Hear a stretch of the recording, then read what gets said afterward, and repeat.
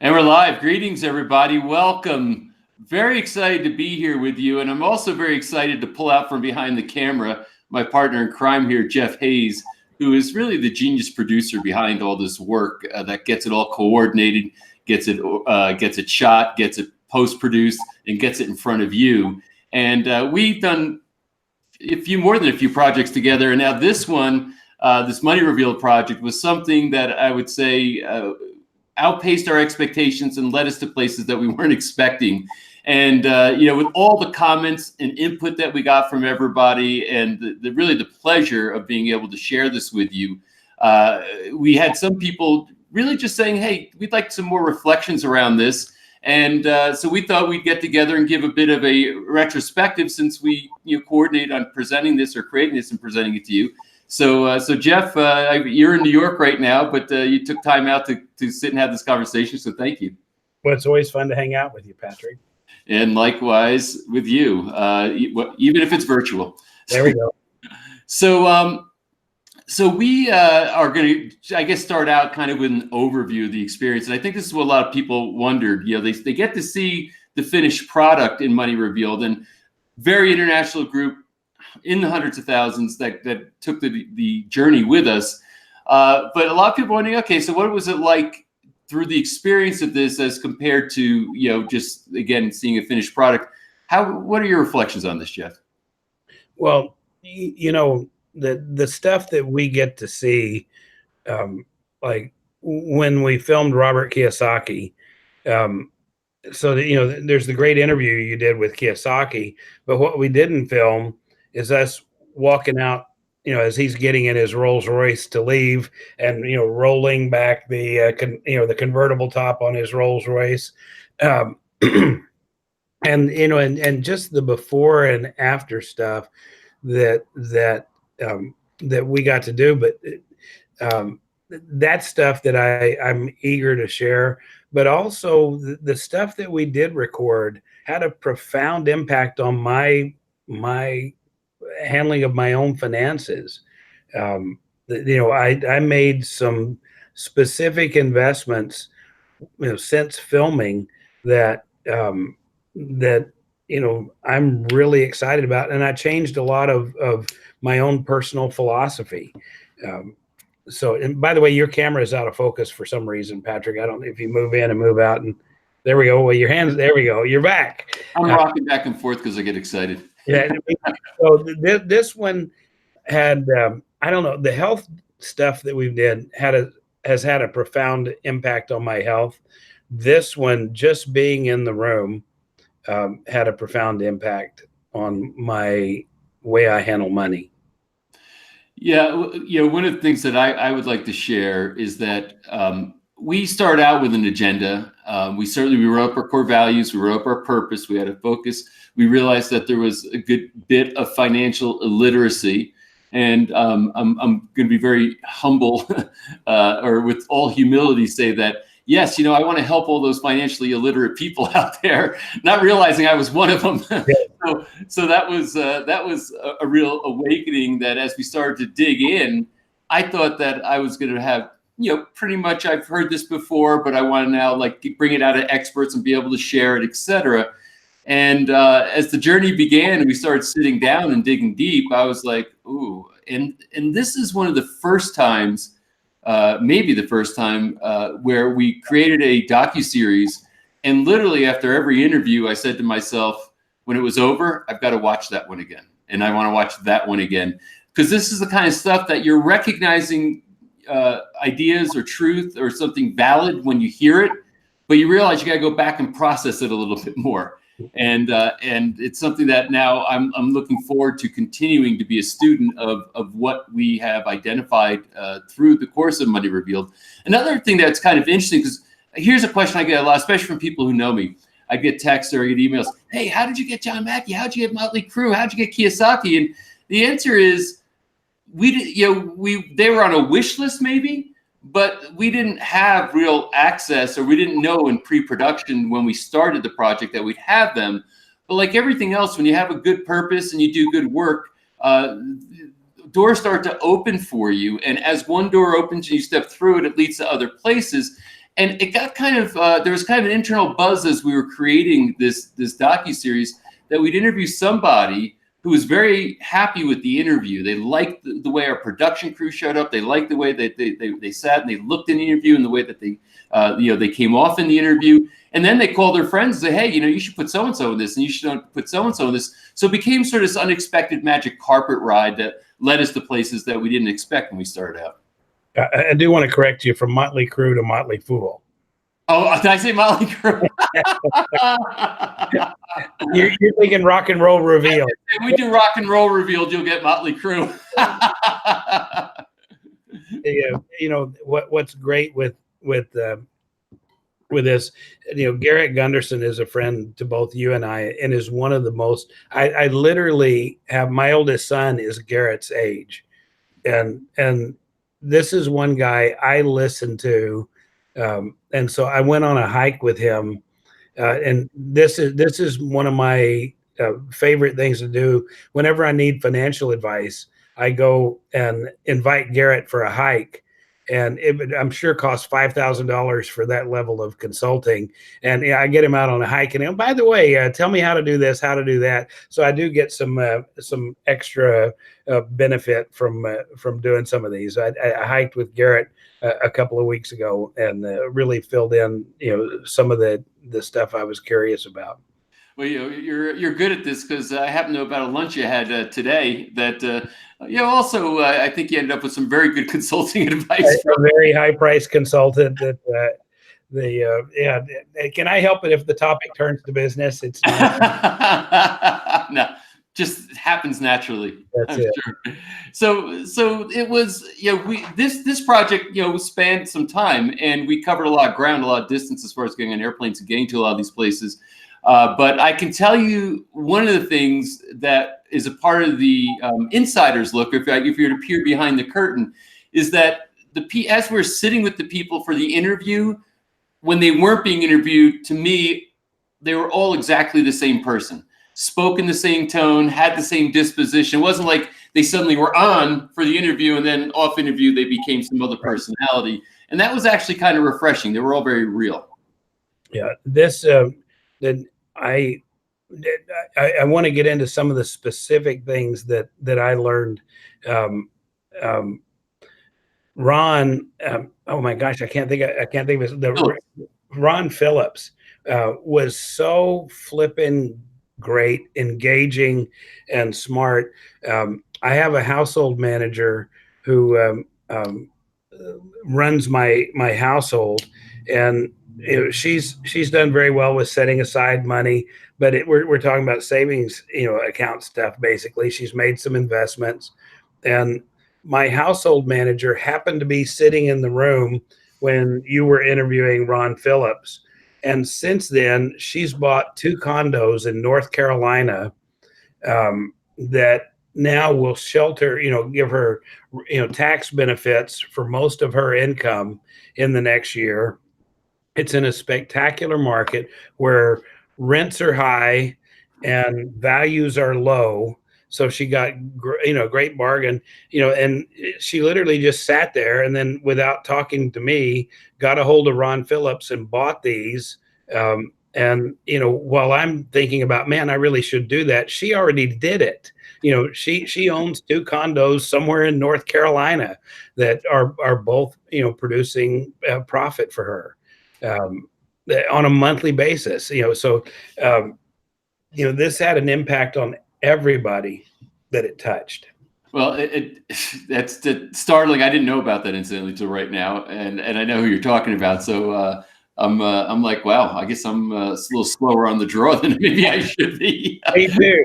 And I know that sometimes this can be overwhelming. There's a lot of information, and what this is telling me, incidentally, is that when there's a you're single focused on that one interview, you'd say, okay, that's what I'm going to do. It almost makes it a little bit simpler, which, this masterclass that we're doing, which we'll talk about, in a little bit, that's one of the purposes in it, saying, hey, let's actually take some time to digest and double click on some of these things and get a little bit more focus as compared to rapid fire one after the other. And I think that it's going to bear some real fruit for a lot of people, myself included.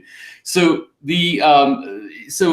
what do you think, just kind of like moving down the road, were some of your biggest takeaways? Like what were, we basically said in the communication, to invite people here that we'd have like 5 of our biggest takeaways. So, and I didn't ask you, I purposely didn't ask you what yours were before the call, because I want to see which ones we have the same and which one are different.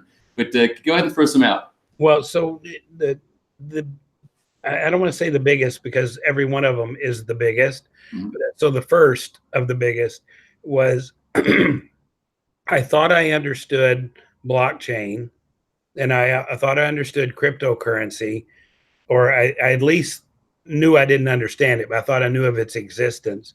But as we spent the day at Overstock with all of the executives there and with Patrick Byrne, what I learned about blockchain, and it, when Patrick Byrne says, he had told me a year or two ago that blockchain was going to be bigger than the internet. And I literally, I'm like, that would be impossible, for something to have a bigger impact on our lives than the internet has. But literally, it took that whole day of immersion before I got it and went, wow, this really is big. When we interviewed Jack Alaka, and we talked to him on the side about, on another project, talked to him on the side about it. Each one of these things started to fill that in. So earlier on this year, as we were filming Money Revealed, I bought 2 Bitcoin, and I think they were at 3,800 then, and they just sat there, and they even went down a little bit. And I just said, look, I'm just going to buy a little bit, every now and then, and just start adding to this. And so now Bitcoin today is at $8,671. So I've doubled my money in Bitcoin from just sitting on the sidelines.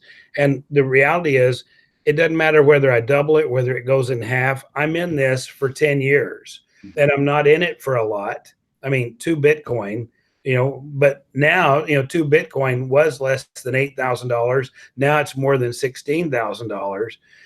I'm excited to see, but I want to have an interest in that. So that was one of the things that I did after interviewing at Overstock.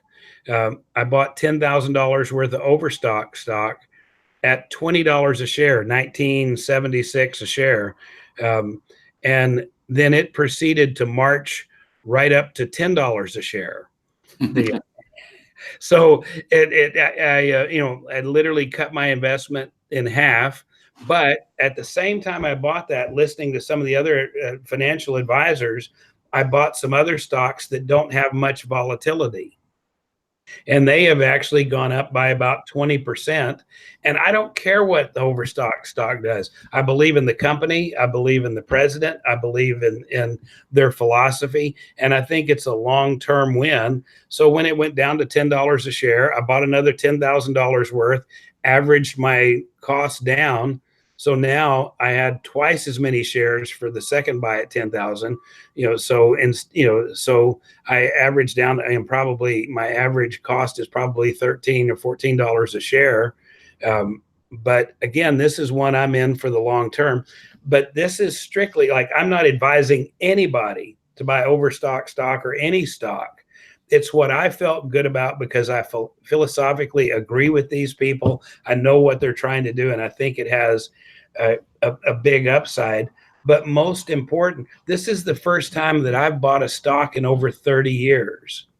And I experienced the joy of investing, and this is what David Gardner was talking about, that pick a company that you like, that you support, that you root for. Don't worry about the price, and make your investment in them.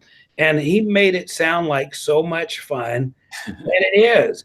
And for me, it's pulling chips off of the table. If it's in my bank account, I will find some emergency or something to spend it on. And instead, now this is a part of my investment portfolio, and I hope it does great. But I love that I now have that. Well, and I've watched you with the joy of that. Interestingly, that was one of the ones on my list. So yeah, I'm clicking off my top five. Yep. The Day at Overstock, Patrick Byrne, and probably the thing that had a very profound impact on me was the undefined, like the true deep understanding of how blockchain is going to change the world, and how it really is. We're looking at the internet before 2000, basically. So it's about to really blow up.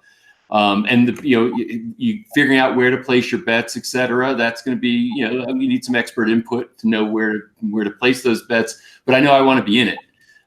Number one, because I believe in it. Number two, there's no doubt in my mind that it's going to absolutely, dynamically change the world in a very positive way. I'm excited about what blockchain is going to do in the world, how it's going to lift poverty, bring dead assets, turn them to life, and how it's going to create a lot of wealth in the world. And I certainly want to be a part of that when it wasn't even something that was in my consciousness before. So we shared that day, or that particular takeaway. And thanks for telling how you personally translated in. As a matter of fact, going back to your house manager, Justin, who basically coordinates all our operations.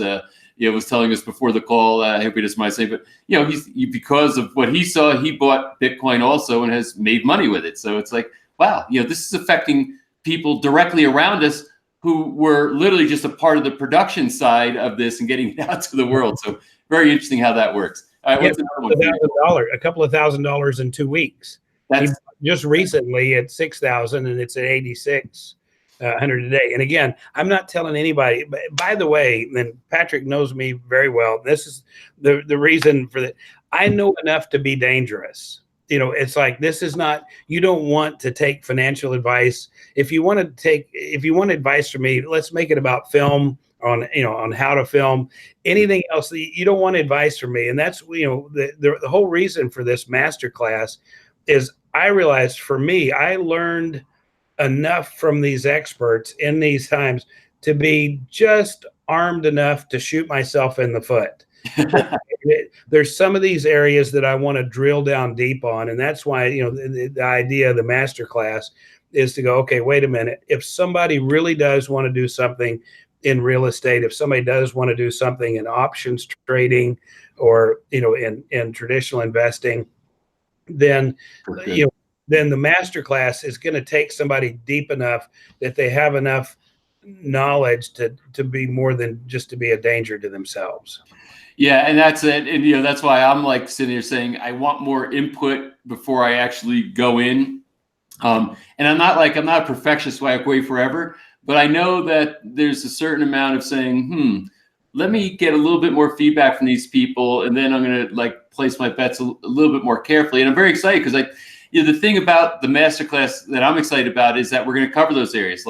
I don't think one precludes the other. I really want to understand this real estate thing on a deeper level. I really want to understand this crypto thing on a deeper level, options and trading and so on. And you said it perfectly. And I think it's the right frame of reference and the mindset, saying, hey, it's a company I love. I'm going to be there a long time. And I suddenly now, after 30 years, feel really good about the fact that I own some of this. So, so there's ways to I guess, time the way that you go in, and the things that you would track along the way. And I have a sense of it. I just want to go deeper to the next level with it, so I can have a lot more confidence around it. So that's why I'm really excited about getting into the masterclass. And incidentally, you're watching this right now. We've got a few more of these to share.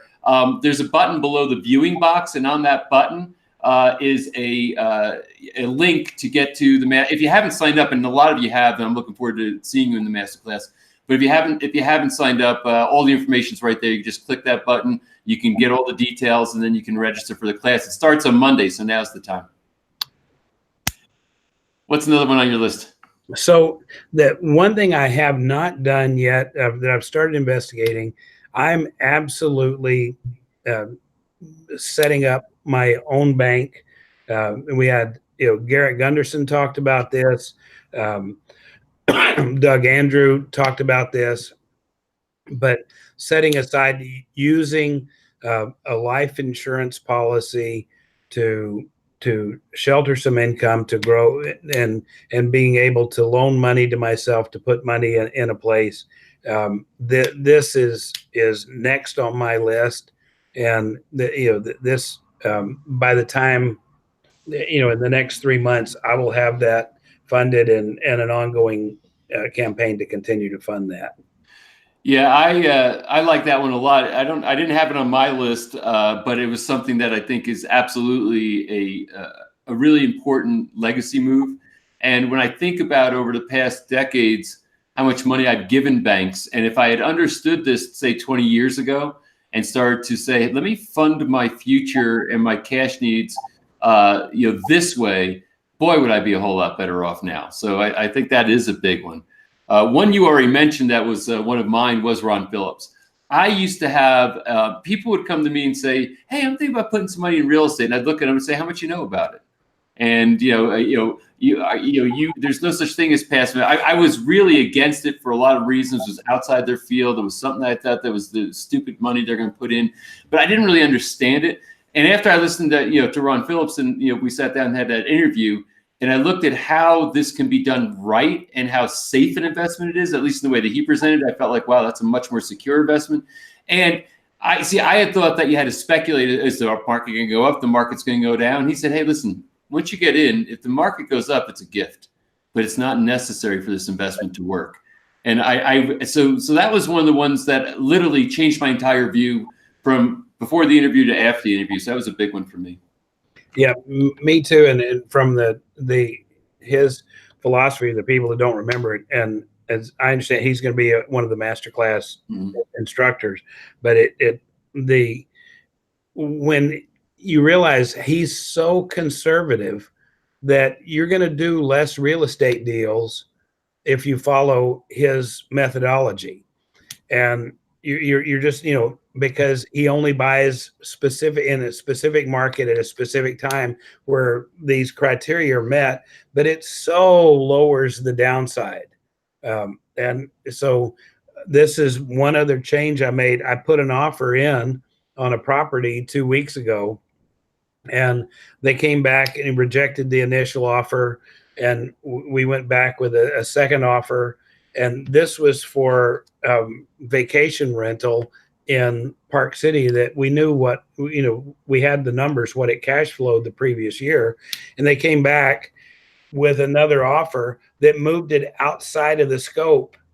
And so instead of being my first real estate transaction in 20 years, it's my first real estate rejection in 20 years. And I felt so it wasn't, where once their numbers exceeded what made sense, it's like, look, I don't need to lose money to be a part of owning a property. And so that criteria, so my first celebration of real estate investing was to walk away from a deal.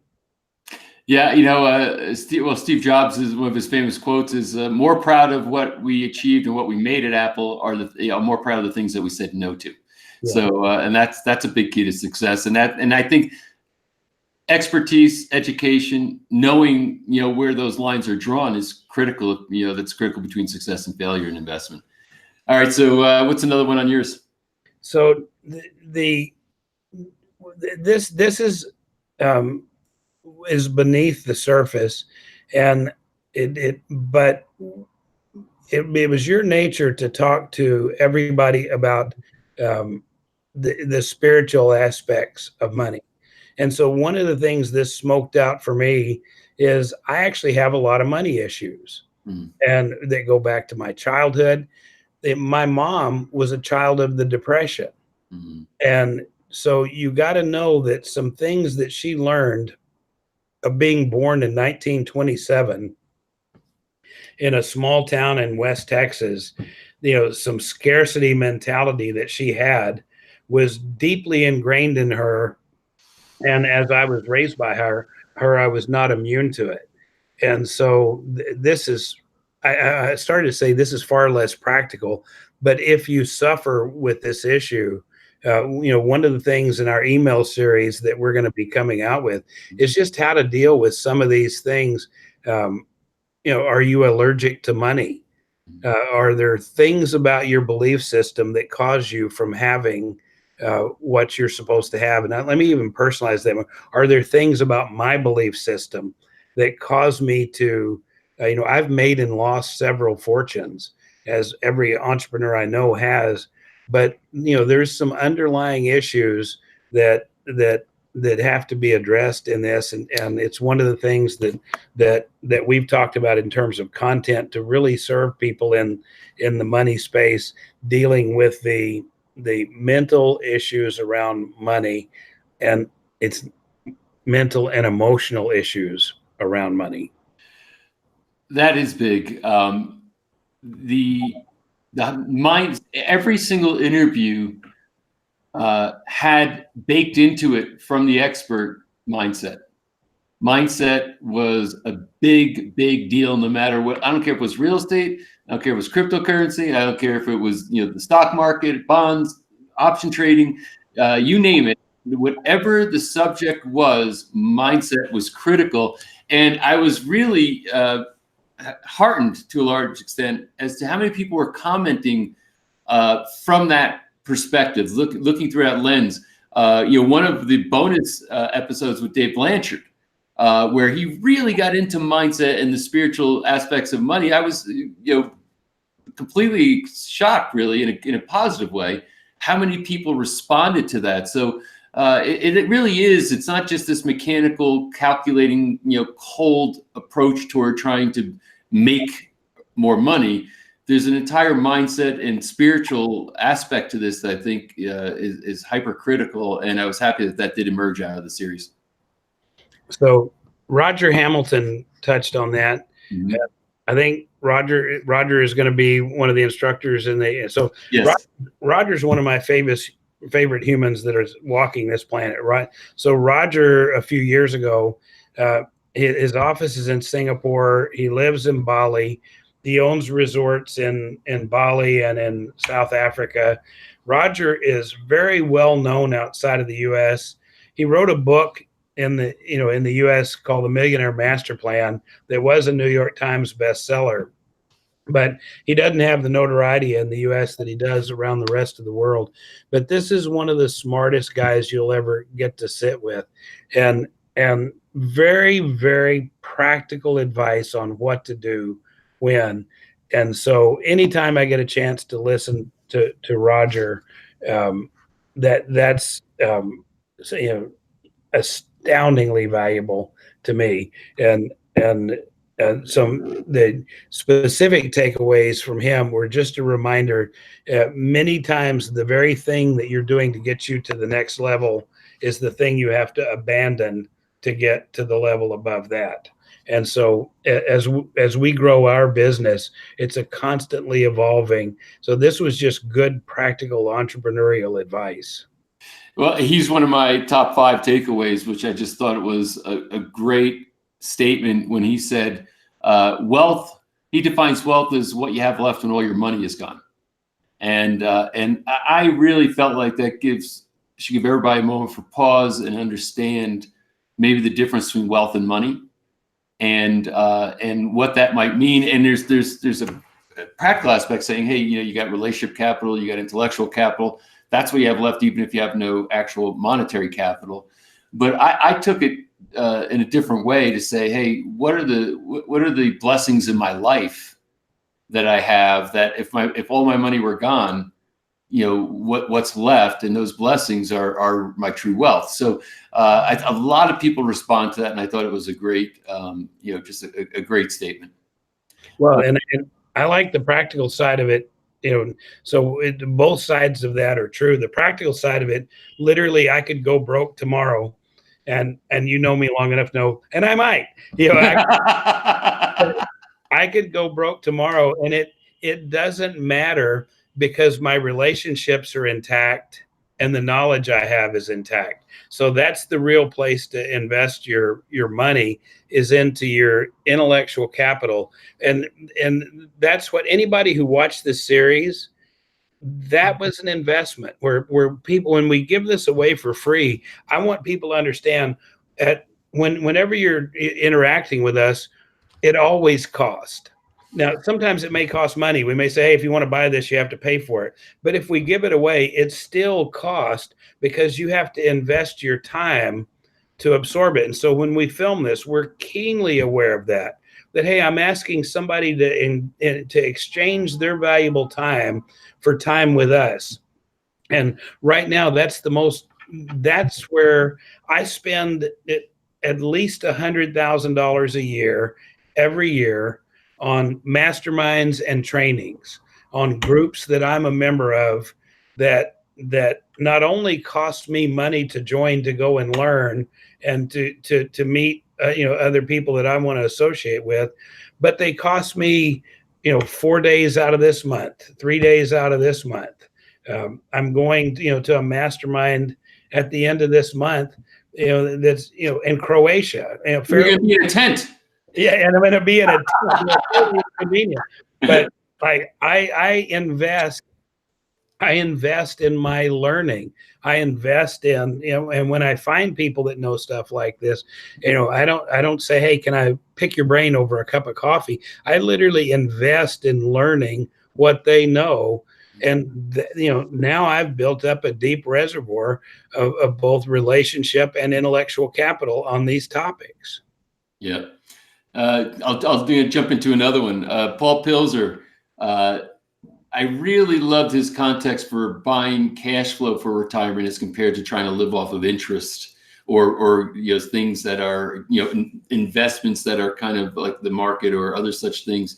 And the way that he likes to buy cash flow is buying franchises.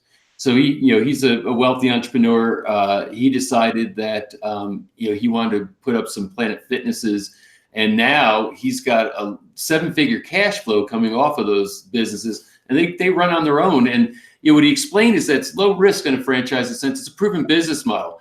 Not a smart idea to say, hey, I got a business idea and I'm getting near my later years and I'm going to try to figure something out. That could be disastrous. But to take something like a franchise that's got the model, everything is wired, it's known, it's branded, et cetera, and to be able to say, I'm going to put up some of these and then that cash flow is going to keep coming.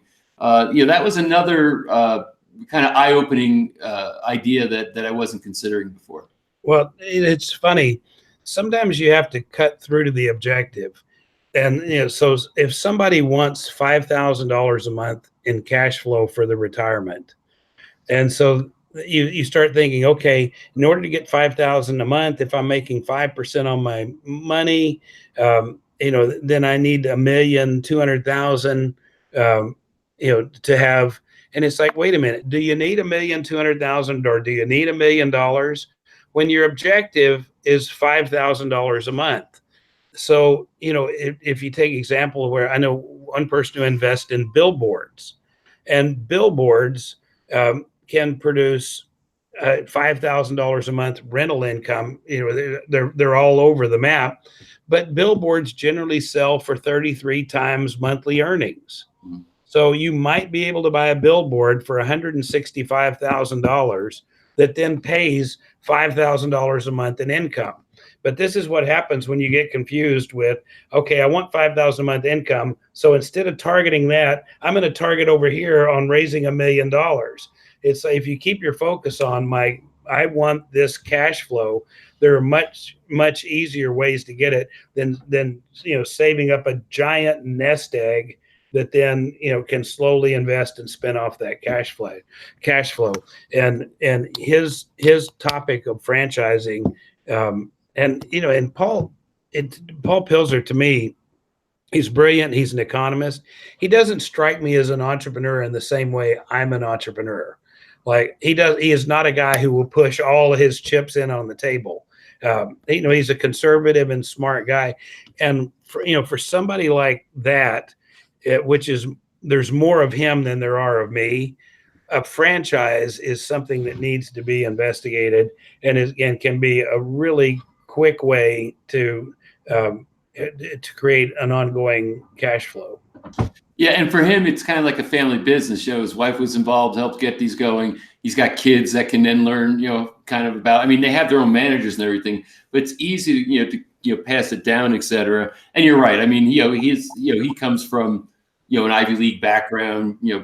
Big deal at Citibank before he got into major real estate deals. It's not the kind of stuff that you and I did, but nonetheless, with his accumulated amount of money that he had, where do I put it in the market? Do I do this?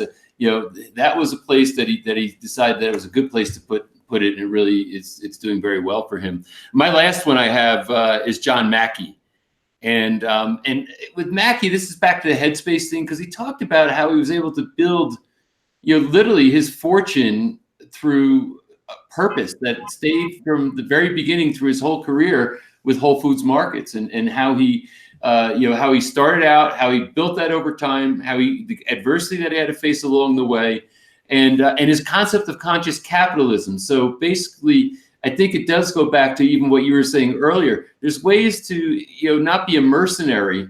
Like a lot of people, feel like, investing and making money is either amoral, or maybe sometimes you have to be immoral to be able to do it successfully. In his case, there's ways to do it that align with your values, just like you're talking about your investment in Overstock and other such things. So, I just saw an enormous amount of wisdom when I sat with him, had those conversations, et cetera, that impacted me in a very positive way. Yeah. Lastly, I just want to mention Scott Picken. Yep. Scott literally flew all the way from South Africa, and I've made that flight. Me too. Yeah, that is that's a monumental rite of passage to fly to Cape Town. But Scott, his passion is leveling the wealth gap. But I love it. It's not through legislation, not through taking from people and giving to others, but by lifting up everybody. And so what I got from him that's practical for me is we're very lazy in the United States, but we have so much opportunity around us. Whereas when you're in South Africa, you've got a currency that's devalued, that fluctuates. These guys are forced to look for opportunity internationally. And he really has a lot of experience and talks about, because of where they are, investing internationally. And we forget that, you shouldn't buy real estate if you're in a bad market just because it's your market. And really the world is your market. And looking at these from an international basis, that you can be investing in companies and stocks and real estate anywhere in the world. And that technology is available to us right now. You just need a good guide. Yeah, and I remember Scott. I thought he was a trooper, because I think he showed up like the night before, got up, and then there he was on set, ready to go. And I'm like, wow, I'm feeling kind of wimpy right now compared to you.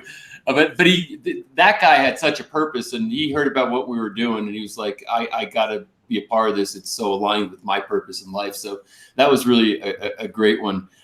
So I just want to remind people, our masterclass, the Money Revealed Wealth Masterclass, we're taking several of these people that you're hearing about right now, who you saw in the series, and we're turning this into now a week by week instruction. I'll give you a little bit of the format just because some people might have questions. And it's like our last invite. We start on Monday, but every week we're going to have a different instructor, and that instructor is going to have their area of expertise that they're going to present. As a matter of fact, Monday's going to start with Garrett Gunderson going over the big picture. And Garrett is the best big picture guy that I know, bar none, where he can give you the full 50,000 foot view between, taxes, retirement, mistakes people make, all kinds of things, mindset especially, and pull this together to kind of give you the framework from which you can feel very empowered and very ready to start walking down this road and create mastery in the financial part of your life. And that's what we're calling this, a masterclass. We want to create mastery.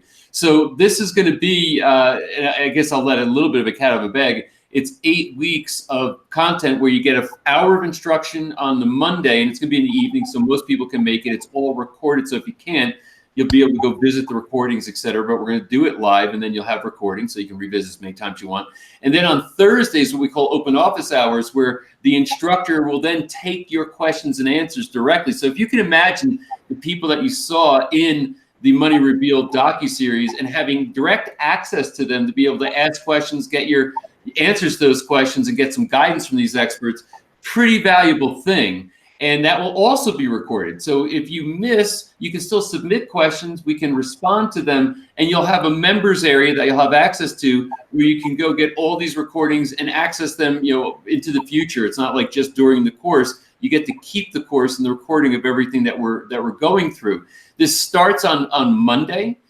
So now's really the time. This is kind of like our last chance to say, hey, we're doing this. We're excited about this. It's something that I think is going to create extraordinary value. If you felt like Money Revealed started to stimulate some possibilities in your mind about your future and what your wealth can be through the ideas that were presented, this is the next step to now take it to that level and become and create mastery around a lot of these topics. And I'll tell you that I'm literally going to be a student with you going through the entire course myself, and I'm very, very excited about it. So below me on the page right here is a button, and in that button you can click that. It will give you more detail if you need more detail than what I just gave you, and then it will also, you can register right there. So if you're going to do it, now's the time, because Monday the whole thing starts.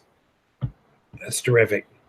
So, any final thoughts, Jeff, before we get done here? I'm telling you, my biggest goal for anybody that's intrigued by this is that I literally put my money where my mouth is, and is for them to do the same thing. Don't be scared to invest in yourself. I know so many people that have money, but they won't invest in their health. They'll talk about, well, I won't buy a gym membership because my insurance doesn't pay for it. It's like, what are you talking about? This is the body that you have to live in. And so, with this masterclass, I know our commitment to delivering value, and I just want people to be willing to bet on themselves and invest in themselves. If it's something that I'm really late to the game on, but I'm really having fun playing. Yeah, it's never too late, or at least it maybe better said, never give up on yourself. And it's really an opportunity here that, like I said, I'm very excited about, very excited to be enrolled in this. I thank you, incidentally, for all the people who did enroll. There's hundreds of you. Thank you for enrolling, and thank you for your trust. And what I can tell you is that there's all kinds of bonuses that are going to be there, added material that we didn't even put into the original thing. We're really going to over deliver in every way we possibly can on this experience. And our vision for you is to see you at the other side of this masterclass say that be somebody that says, I'm confident, and now I also have gone into things that have started to build my wealth. I've got better context, better structure, better confidence, and now my future is going to be a wealthier future than it would have been otherwise. So that's our aim, that's our purpose, and certainly that's our pleasure to be able to deliver that value to you. So Jeff, I guess if nothing else, anything before we sign off? No, it's 2 hours later here in New York, so my day is coming to a close. All right, good for you. Although I'm surprised you don't have 20 things booked right after it. Maybe one thing, maybe one or two. And I'll just say, it's been a real pleasure and quite frankly an honor to be with you all through this entire experience. It's been very meaningful. A lot of people said money. It seems, they didn't see the spirit of this project and what it really means. And I can tell you, when finances aren't right for families, finances aren't right for individuals, I don't care what else is going on, you feel a little sick in your life. So I feel like we brought with this a lot of healing in the world, and that was our aim. But like anything else, if nobody took the journey with us, it would have been very empty. But I think, speaking for Jeff and myself, we're both very fulfilled by the project, what came out of it, and your response to it. So this is just another opportunity for to personally look into the camera and say thank you very much. So Jeff, thank you. I'll see you this week.